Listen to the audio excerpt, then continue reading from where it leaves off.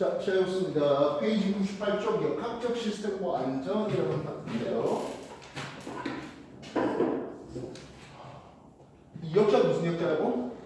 힘이에요. 그래서 지난번 화요일에 공부한 것은 이 힘에 대해서, 즉 중력과 그 중력을 받는 물체 운동, 즉 수평을 받는 물체 운동에 대해서 소개를 해봤습니다.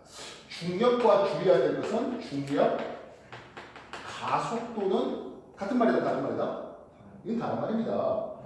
그래서 중력장 내에서는 질량에 따라서 중력의 크기가 비례되겠습니다만은 중력 가속도는 질량과는 뭐하다? 무관하다라고 얘기를 했습니다. 질량과 무관한 중력 가속도 얘기했습니다. 그래서 높이 h만 결정될 수 있었다면 중력 가속도가 같기 때문에 높이 h에 의해서 바닥에 떨어질 때 걸린 시간이라든지 바닥에 떨어지는 순간의 속력에 대한 내용들은 서로 동일하다는 내용을 얘기했는데요. 이 역학, 힘을 누가 가장 힘의 어떤 성질에 대해서 정비한 가장 집대성한 사람 누구죠? 뉴턴이죠. 그래서 이 힘 또는 힘의 어떤 정리, 뉴턴 역학 정리 이렇게 될 수 있습니다. 또는 뉴턴 운동 법칙 이런 얘기 쓸 수 있겠죠. 그래서 힘에 대해서 뉴턴의 운동 법칙 세 가지가 소개됩니다. 첫 번째는 관성의 법칙입니다. 정지해 있는 물체는 그 정상태를 계속 유지하려고 하고, 그리고 움직이는 물체는 그 운동 상태를 그대로 유지하려고 하는 성질이 있어야 하는 게 관성의 법칙입니다. 이때 주의해야 될 것은 관성의 크기하고 관성력의 크기는 얘기가 좀 다르더라 했습니다. 관성의 크기는 질량 그 자체였습니다. 질량 큰 놈이 관성이 크거든 했습니다. 즉 우리가 조그만 승용차가 롤롤 가는 거하고 짐을 잔뜩 실어 8톤 트럭에 가는 거 급가속시키거나 급감속시키는 건 아무래도 질량이 큰 놈이 관성이 커서 가속시키기가 어렵다 또는 감속시키기가 어렵다 되겠다고요. 그래서 관성의 크기는 질량에 직접 비례합니다. 그 말은 V 빠르기와는 상관이 있다 없다? 빠르기와는 무관합니다.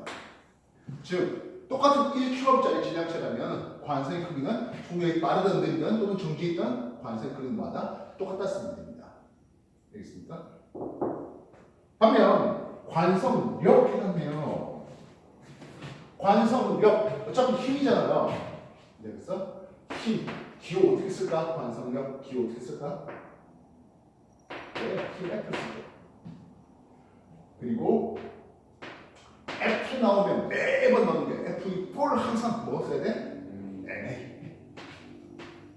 그래서 관성력의 크기는 질량과 그리고 가속도에 비례됩니다. 가속도는 방해에 대한 정보가 있다 없다? 가속도 방해에 대한 정보가 있죠. 그래서 위에 이렇게 화살표를 써주는 거는 벡터 방해에 대한 정보가 있다 됩니다. 그래서 관성력은 이 앞에 마이너스 붙여요. 왜 마이너스 붙일까요?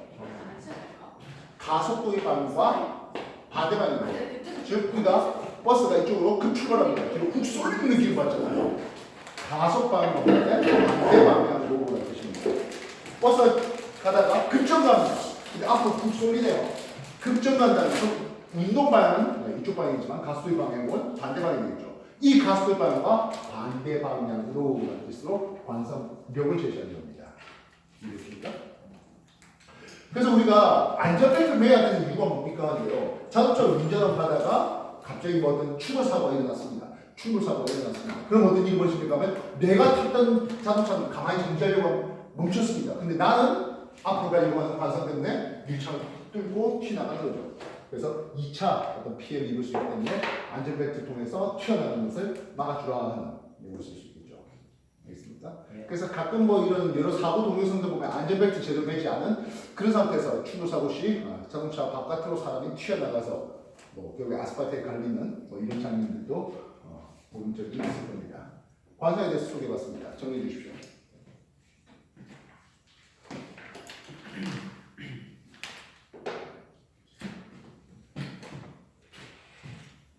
페이지 98쪽 역학적 시스템과 안전한 일단은 역학적 시스템 힘에 대해서 소개되고 있습니다. 그래서 관성에 대해서 소개를 해봤습니다.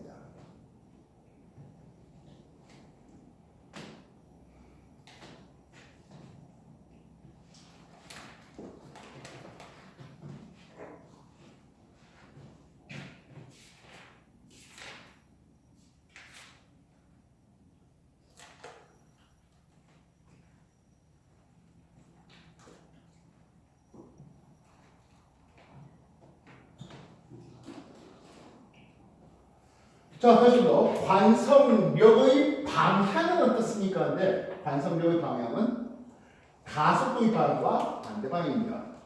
이해됐습니까? 자, 이쪽 방향으로 급출발해 볼게요. 급출발해 볼게요. 물을 담아놨으면 물의 모양은 1번처럼 될까요? 2번처럼 될까요? 오른쪽 방향으로 급출발했습니다. 이게 당연히 1번이죠. 됐어요? 예, 급출발할 때 뒤로 후 쏠리는 이런 느낌을 받네요. 됐습니까?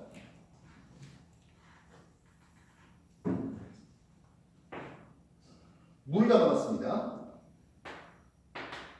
스티로폼 공하고 밑에 철로 쇠구슬 하나 준비해봤습니다. 뭐 부력 공부해봤겠지만은 이제 쇠구슬과 이 스티로폼에 걸린 부력이 서로 평행을 이루고 있는 뭐 그런 상태인 것 같네요. 다시 한 번 더 급출발을 시켰습니다. 스티로폼 공과 쇠구슬은 어떤 행동을 보일까요?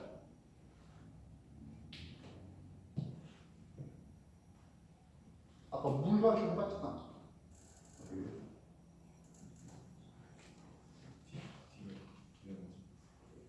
일번 둘 다 뒤로 간다. 2번 둘 다 앞으로 간다. 3번 스티로폼은 앞으로 쇠구슬은 뒤로. 4번 스티로폼은 뒤로 쇠구슬은 앞으로. 둘 다 뒤로. 아니요. 우리가 보통 관성력 하면서 가속도의 방향과 반대 방향 이렇게 얘기를 했으면 되죠. 아까 물이 뒤로 쏠리는 그림을 그렸잖아요. 물이 뒤로 쏠린다는 것은 그 앞에 있던 공기는 어떻게 될까요? 물이 뒤로 쏠리면 이 앞에 있던 공기는 밀려나가겠죠. 질량도 관심이 있어달라는 겁니다. 이해했어?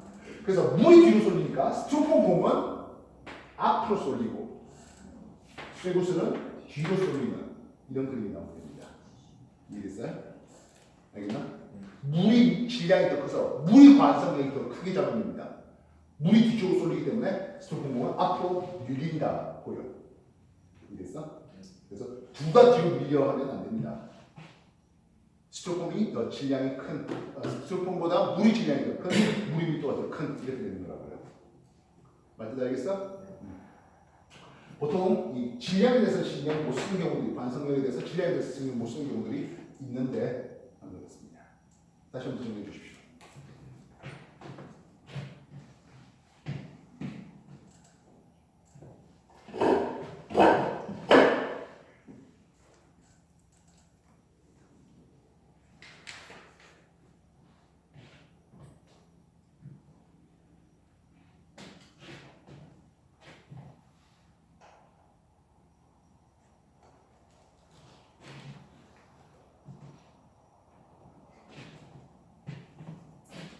자, 관성력 하면서 많이 소개되는 것들 중에 하나가 엘리베이터 타고 위로 올라가는 과정이라고 생각해 볼게요.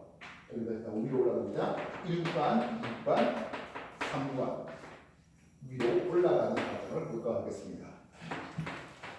시간에 대해서 속도를 쓰는데 1구간 속도가 빨라졌다가 2구간은 속도가 일정하다가 3구간은 속도가 느려지는 이런 과정을 생각해 보자고요. 위로 올라가는 과정입니다. 어떤 사람이 체중계 위에 놓아 있습니다. 1구에서는 가속도가 위쪽으로 잡힙니다. 2구에서는 가속도가 0입니다. 3구는 위로 올라가지만은 속도가 느려지면서 가속도가 아래쪽으로 잡힙니다. 이해됐습니까? 그러면 이때 F 관성력의 크기는 하고 있습니다. 우리가 많이 경험해봤겠지만 1층에서 위로 올라갑니다. 약간 무거워지는 느낌이 반면 꼭대기층에서 쓸 때는 살짝 가벼워지는 느낌이 받아지는데요. 실제로 가속도가 위쪽이다 보니까 F 관성력은 아래쪽으로 잡힙니다. 그 말은 자기한테 당연히 중력이 있겠죠. 이 중력 방향과 즉 자기를 끌어당기는 지구의 중력 방향과 가속도로 인한 관성력이 같은 방향에 잡힙니다. 그래서 좀 더 자기 몸무게보다 무거워지는 것을 느낀다고요. 반면 가속도 영향선 관성력이 크게 어떻게 되냐고 제로가 되겠죠. 즉 자기 무게 그대로 느껴지게 됩니다. 반면 상구간 위쪽으로 올라가긴 하지만 속도가 느려져요. 가속도가 아래쪽 방향에 잡힌다는 것은 F 관성력은 위쪽으로 잡히게 되겠죠. 이해됐습니까?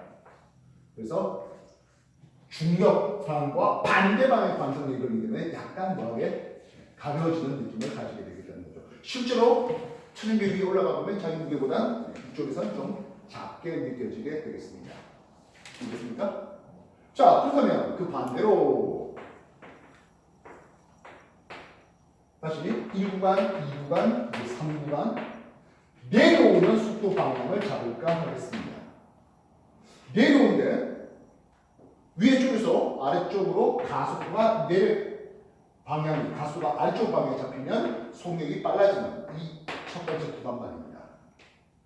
가속도가 어느 쪽으로 걸린다고요? 아래쪽으로 걸려요. 그러면 F 관성력은 어느 쪽으로 걸립니까? 예, 위쪽으로 걸립니다. 즉 역시 마찬가지로 우리가 꼭대기층에서 1층 눌렀습니다. 처음에 살짝 붕 뜨는 느낌이 납니다. 그 이유는 자기의 중력 방향과 관성력의 방향이 어느 방향으로 서로 반대 방향으로 잡혀있기 때문입니다.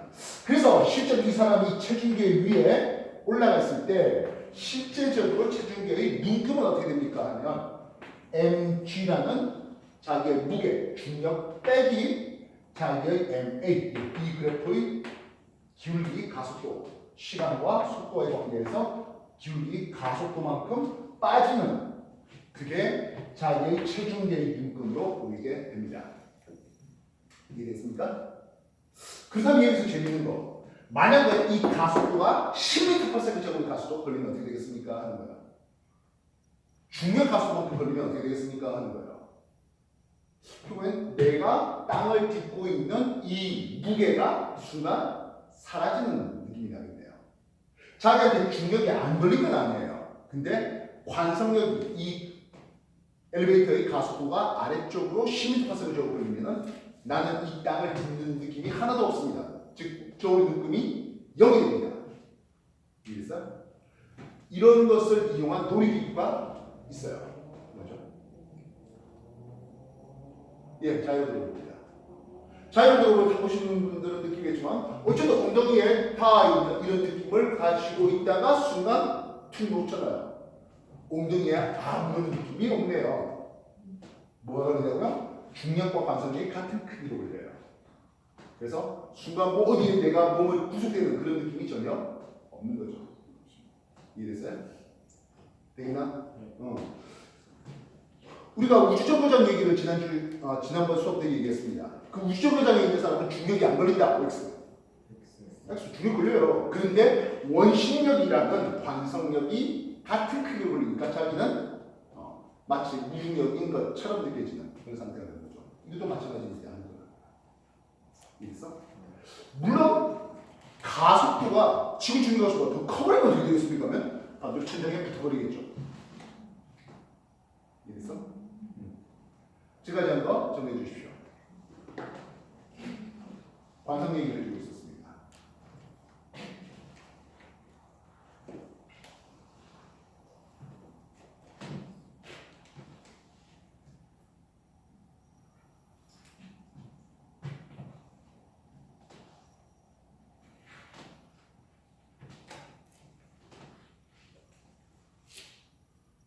우리가 물리학을 공부해서 꽤 많이 공부했던 그런 내용이잖아요.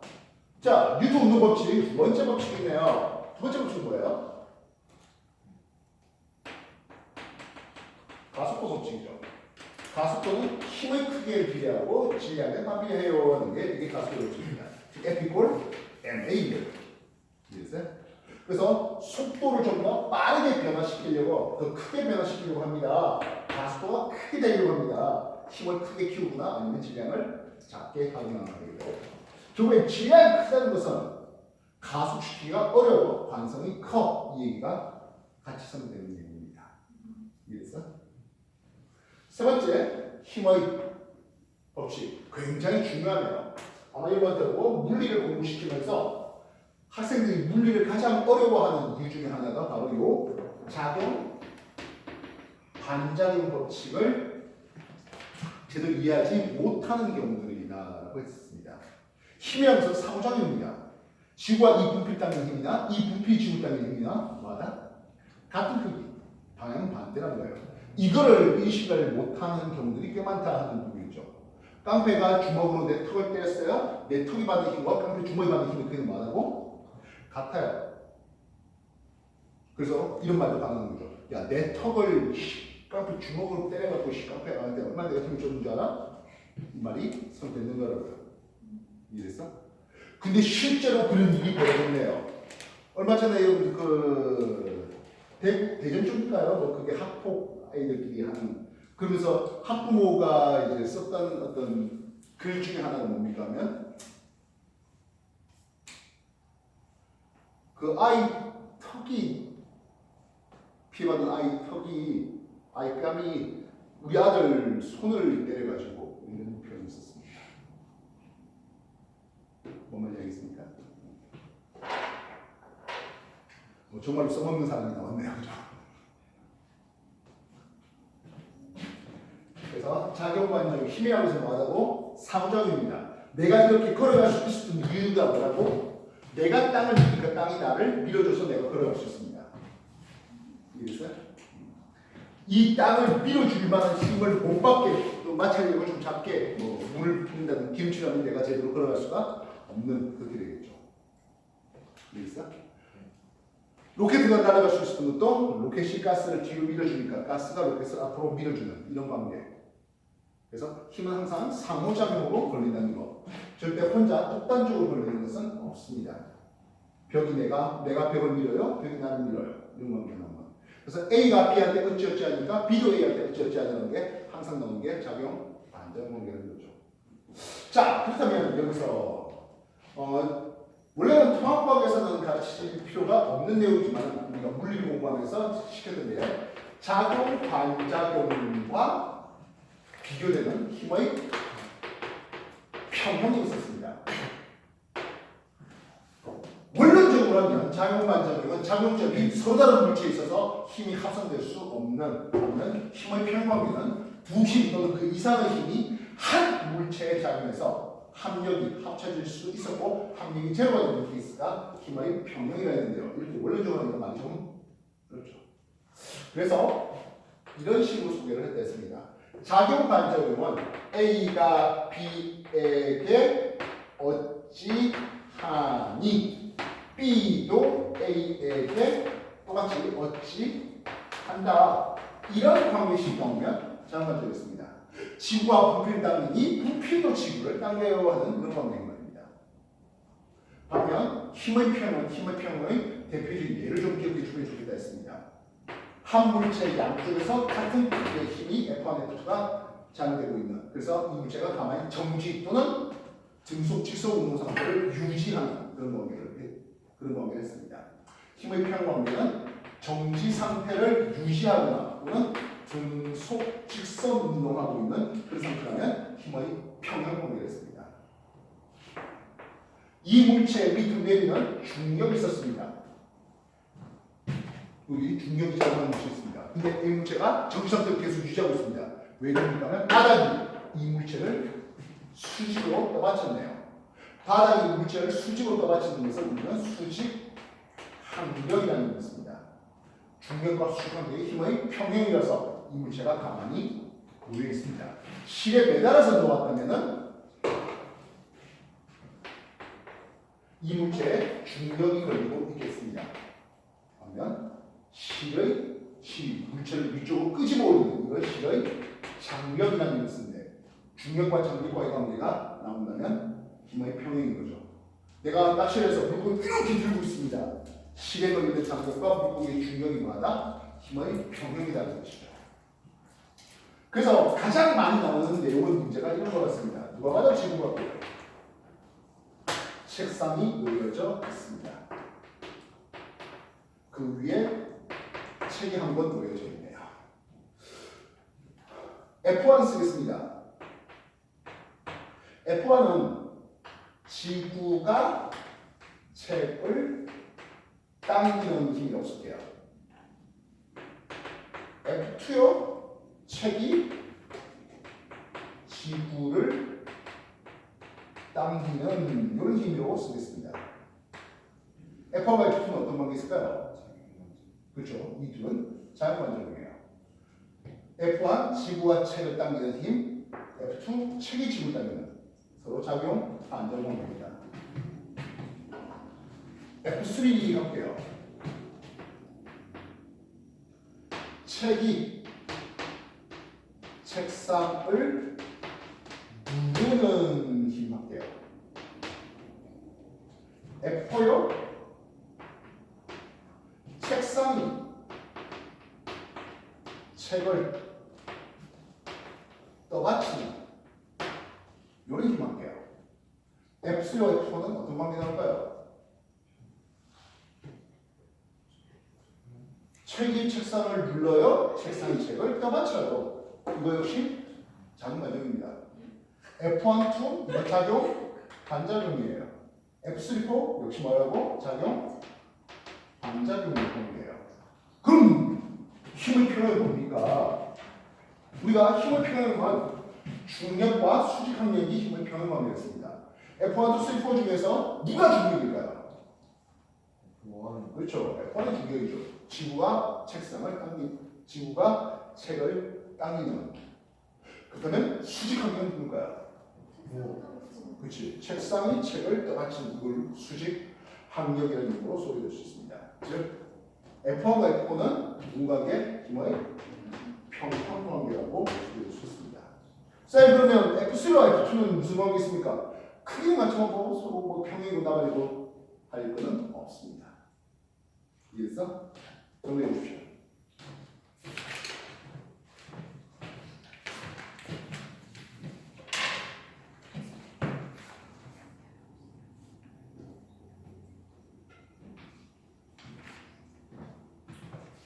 뭐 여러분이 중학교 한 2학년 또는 경우에 따라서 1학년 때부터 지속적으로 공부했던 내용이지 않나 싶네요.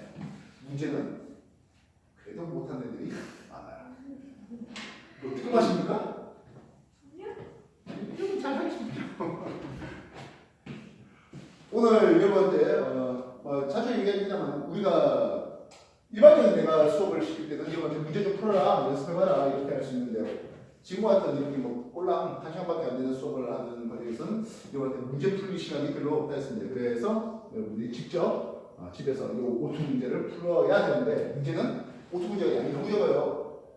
책 한 권 꼴랑 이거 풀어갖고 우리가 공부량을 채울 수가 없습니다. 그렇죠? 그래서 지난주에 이어서 이번 주에 지난번 수업에 이어서 이번 주에도 75강 문제를 플러스 알파 더 드렸습니다. 아까 가지고 있죠? 뭐 답지 다 있고 하니까 추가적으로 더 문제 풀어보시고 문제 풀다가 질문할 거 있으면 단톡이든 데이터이든 올려주시면 되겠습니다. 그죠? 일단 지금 우리가 내가 있는 단톡이 여러분들한테 없으니까 데이터로 질문해 주시면 될 것 같습니다. 알겠습니까? 다시 한번 정리하십시오. 내용 정리는 혼자 하는 거고 그러니까 집에 갖고 싶어서 쓴 거야 제가. 수민이 뭐야 수민? 아 여기 연락이 네? 연락. 방송이 나세요 방송. 예.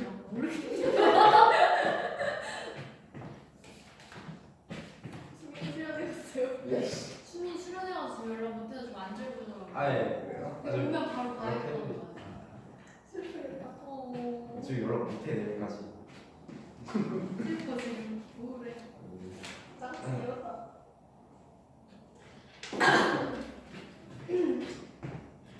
설명 다 됐을까요? 네. 자, 우리가 지금 타이틀 먹은 다음에 역학적 시스템과 뒤에 뭐라 되어 있나? 아니죠.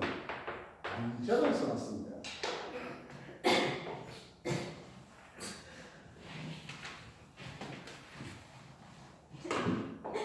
우리는 어쩔 수 없이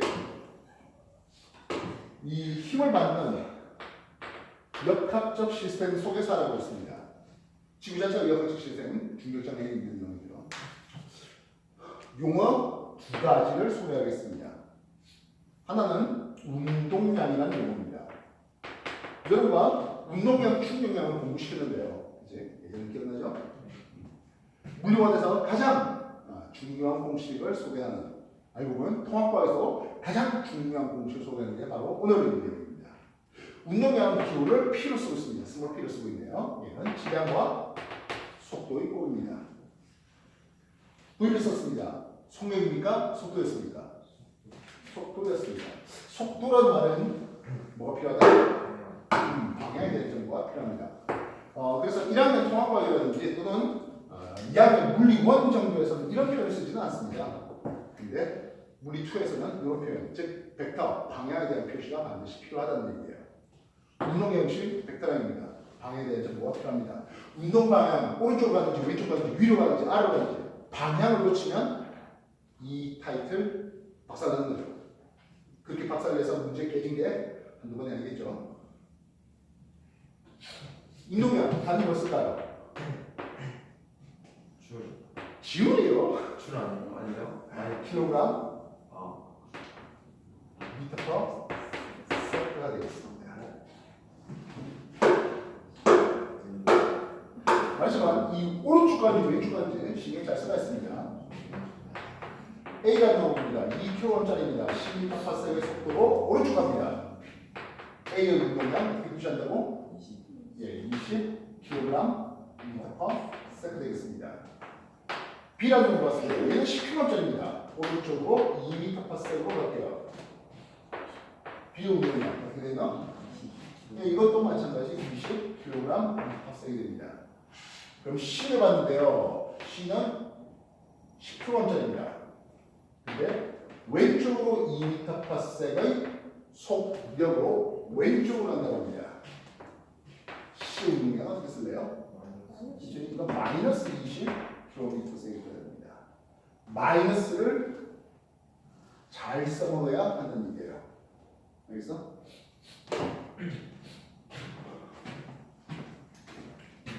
중3 내신 공부를 하면서 운동량은 중3 내신에 안 나왔습니다. 대신 이건 나왔네요. 키네틱 에너지, 운동 에너지 나왔습니다. 운동 에너지는 2분의 1 mv 제곱으로 표현되고 있었습니다. A의 운동 에너지 얼마였습니까? 2분의 1의 질량의 속력 10의 제곱하니까 이건 100줄입니다. 예, 에너지 단위가 줄이에요. B도 100줄일까요? 아니요. B는 2분의 1의 질량 10의 속도 2의 제곱합니다. 얼마요? 이게 20줄입니다. 즉 A하고 B는 분명히 운동의 양은 같았으나 운동 에너지는 다릅니다. C 운동이지 마이너스 20줄 써야 될까요? 아니 이거 그냥 20줄이에요. 비록 운동량은 얘는 달라요.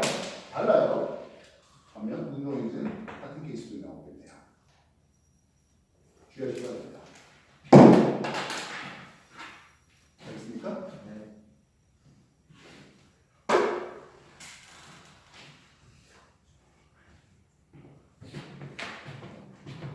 운동량이라는 용어 외에 추가적으로 더 가르치는 용어가 있습니다. 충격량이라는 용어인데 충격량은 기호로 임펄스 I를 쓰고 있습니다. 얘는 힘과 시간 곱이에요. 힘은 방해되는 정보가 있다 없다? 있죠. 벡터량이에요. 그래서 충격량도 뭐다? 벡터량이에요. 방해되는 정보가 있어요. 즉 운동 방향으로 힘을 줬는지 운동 방향과 반대 방향으로 힘을 줬는지는 전혀 다른 결과를 가져오게 되는 거예요. 단위 뭘 쓸까? 예, 힘에 대한 뉴턴과 시간 단위 세크 써야죠. 뉴턴 퍼 세크가 아니라 그냥 뉴턴 세크예요. 퍼 세크 아니에요. 공감도 지우. 잠깐. 당신은 알죠? 몰라 진짜 몰라. 그냥 의자 혼자 놀리는 거 하는 거죠. 이거 진짜 모르겠어. 주성이랑 승환이 들려야겠다. 내가 갑자기 야, 이거 보면 너만 오히려 그래 너무 순했지. 나 바보라는 소리를 왜 하는 감독이 좀 좋아요. 내가 오늘도 아프다고 셀프했는데. 자, 그래서 X축 시간축에 대해서 Y축 힘축이 됐습니다. 힘과 시간이 곱이 되면 뭐가 된다고? 이게 충격이 돼요. 근데 말입니다. 세상에 꼭 힘을 일정을 주는 거 있을까요? 아니죠. 힘을 뭐 이런 식으로 준다든지 뭐 또는 곡선에 따라서 시간에 따라서 달라지게 이렇게 줄 수 있겠습니다. 그리고 어떤 경우라도 이 면적은 충격만으로 소비될 수 있다는 거예요. 지금까지 한번 정리해 주십시오.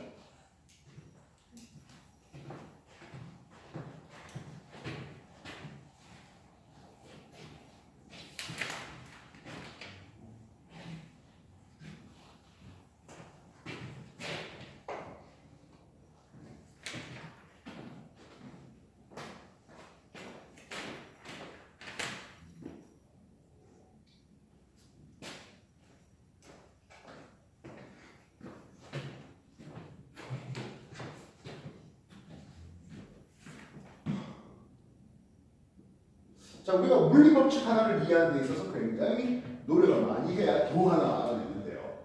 운동량과 충격량을 동시에 가르쳤던 이유는 무엇이겠습니까? 하는 거죠. 우리가 시간과 힘과의 관계에서 면적이 충격량을 나타내려 했습니다. 시간과 가속도의 관계에서 면적은 뭘까요? 속도 그 자체일까요? 아니죠. 속도의 변화량이에요. 알겠어? 변화량이에요. 자, 근데 말입니다. 가속도와 힘과는 어떤 관계 있다고? F equal ma 됩니다.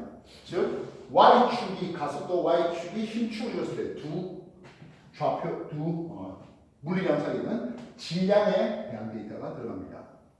그렇다면 힘과 시간 곱에 대해서 면적을 충격량을 했는데요. 시간과 가속도의 관계에서 면적을 속도의 변화량이 했는데요. 그렇다면 이 데이터들끼리도 무슨 관계 있다? 질량에 대한 데이터가 곱해지면 같은 데이터가 나오는 겁니다. 그래서 물리원을 통틀어서 또는 1학년 통합과학을 통틀어서 가장 중요한 공식을 내겠습니다. equals I 충격량은 힘과 시간의 곱이라 했습니다. 이건 충격량의 정치자체였습니다. 근데 충격량을 보니까 속도의 변화량에다가 뭐가 곱해진다고? 질량 m이 곱해지는 충격량이 나옵니다.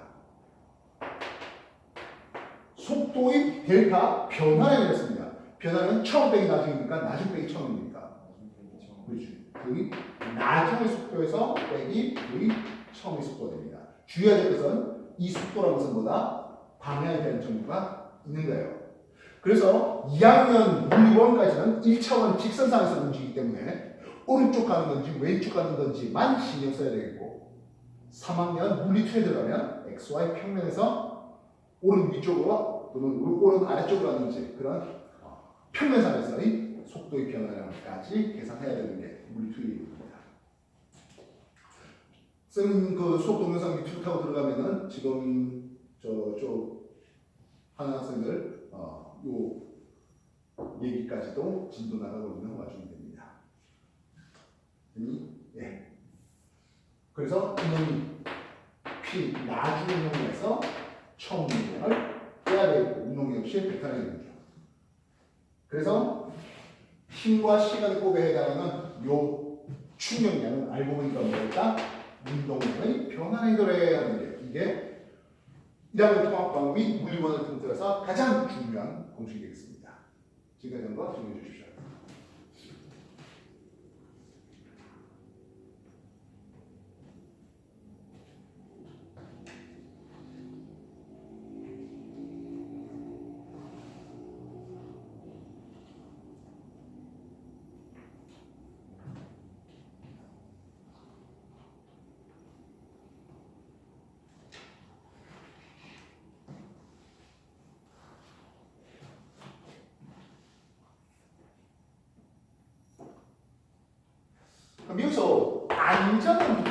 왜 나왔습니까? 하는 거예요.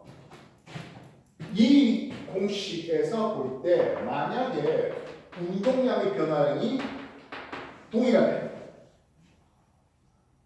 계란 두 개를 준비해봤습니다. 똑같은 계란 두 개고요. 똑같은 높이였습니다. 높이만 같다면 바다에 떨어진 데 걸린 시간이라든지 또는 바다에 처박히는 속력이 뭐만에 같대요.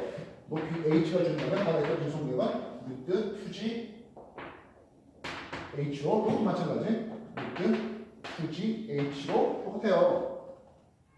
그리고 나서 나중에 v' 나중에 정지했대요. v' 나중에 정지했대요. G랑 같은 계란 두 개가 바닥에 떨어지면서 어쨌든 나중에 멈췄으니까 바닥에 떨어지기 직전의 운동량은 서로 같고 바닥에서 나중에 멈춘 운동량도 제로로 서로 같습니다. 뭐가 같다고? 운동량 변화량이 동일했어요. 그럼 뭐가 차이 납니까? A는 시멘트 바닥에 짧은 시간 만에 딱 충돌이 일어났고요. 반면 B는 밑에 푹신한 쿠션이 있어가지고 좀 시간이 걸려서 바닥에 닿았습니다. 이해됐습니까? 그리고 Y축 힘축을 주는데 결국엔 A는 짧은 시간 만에 큰 힘이 순간 걸릴 거예요. 반면 B는 상대적으로 오랜 시간에 걸쳐서 힘이 약하게 걸리는 과정을 보게 됩니다. 그래서 A는 달걀이 깨져버렸고 반면 B는 달걀이 깨지지 않은 그런 장면을 보게 됩니다.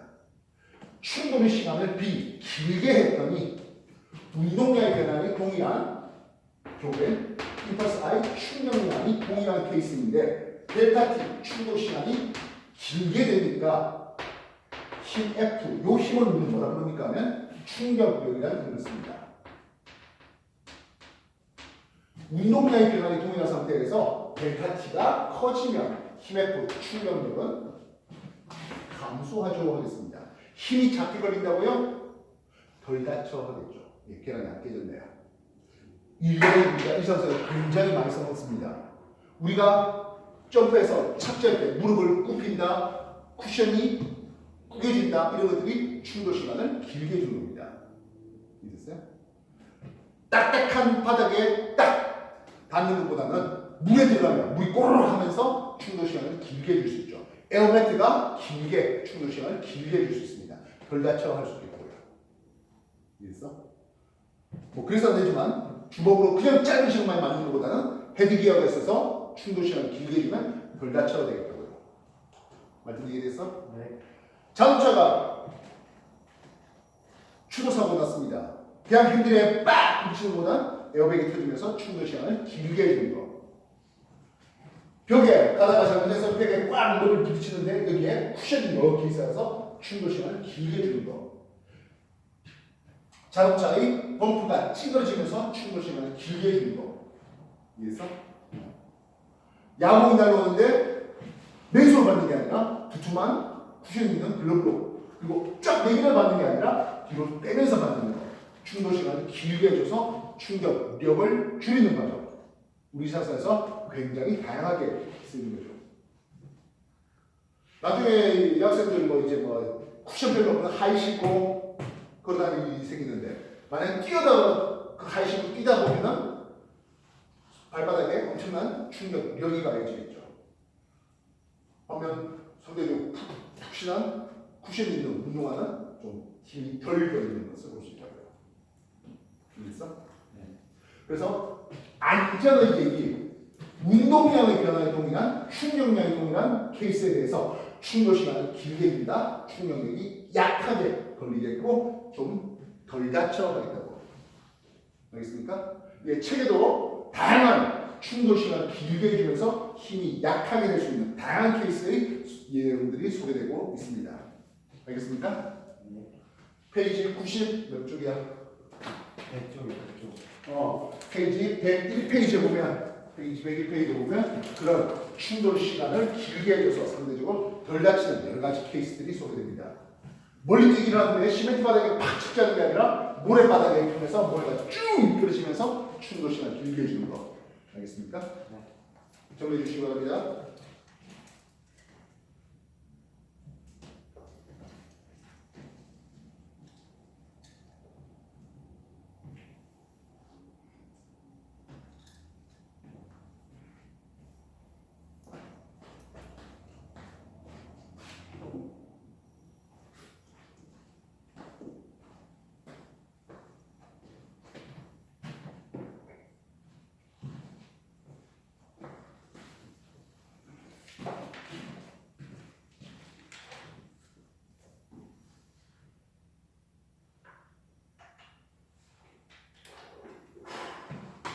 자, 다시 한 번 더 공식을 쓰겠습니다. 똑같은 공식입니다.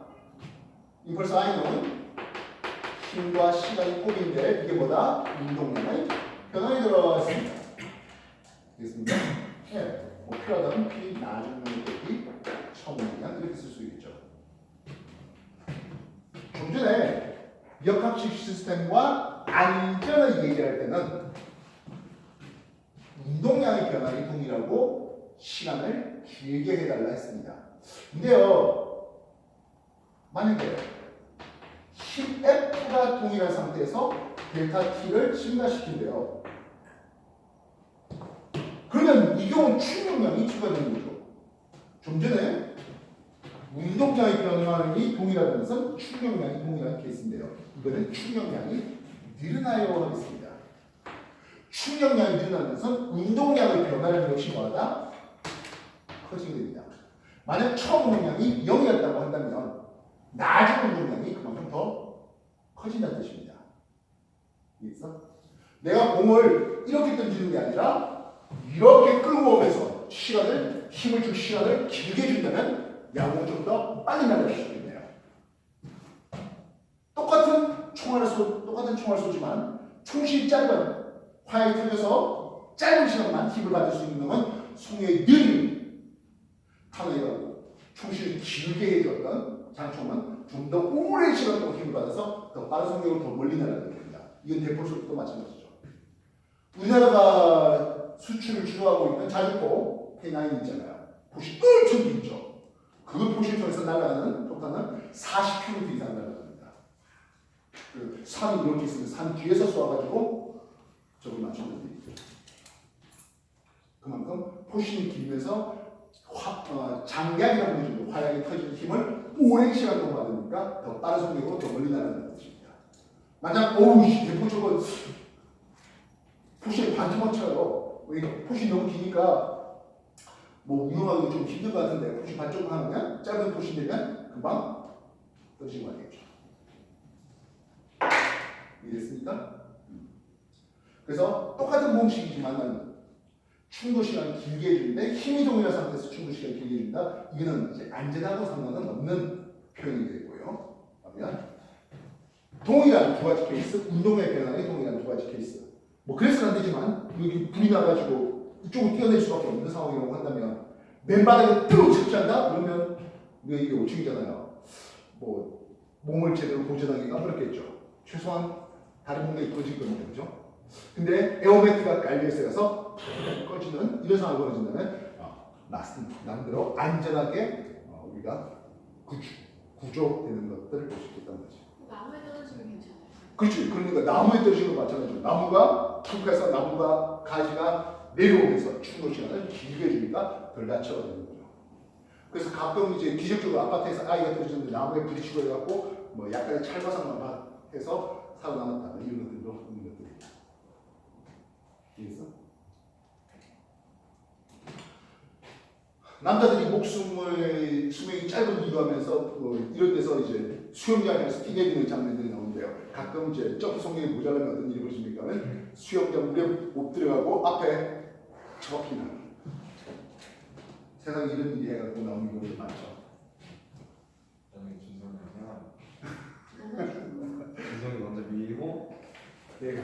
그래서 그때 나오는 게 뭡니까 하면 수영장에 떨어져야 되는데 수영장에 떨어져야 되는데 수평속도 성분이 모자라면 이렇게 떨어지고요. 수평속도 성분이 빠르면 수영장에 들어올 수 있습니다. 알겠어요? 그리고 가끔 이제 뭐 건물 사이를 뛴다는 놈들 있잖아요. 여기 사정으로 많이 자, 뭐 어쨌든 오늘은 이렇게 운동량과 충격량을 소개하는 과정에서 아까 말했다시피 똑같은 운동량의 변화량, 똑같은 충격량을 보는 데서 충돌 시간이 길어지면 힘 F가 작아져, 충격력이 작아져, 상대적으로 덜 다쳐, 안전해. 이 얘기가 오늘 수업의 하이라이트가 되겠고요. 알고 보면 1학년 통합과학을 할 때 가장 중요한 공식이 하겠습니다. 물론 1학년 통합과학을 관통한 용어는 다른 용어가 있었죠. 뭐였죠? 원자죠. 원자가 어떻게 해서 만들어지고 원자가 어떻게 결합되고 원자들이 만들어진 이 지구라 시스템은 어떤 중요한 영향을 받는지 자, 오늘 뭐 이 정도까지 정리해보고 지금 뒤에 남아있는 문제들 다 푸시고 플러스 75문제, 15문제 프린트 나눠드리겠습니다. 답이 다 있으니까 그것까지 다 펴보는 게 숙제가 되겠습니다. 오케이? 네, 마칩시다.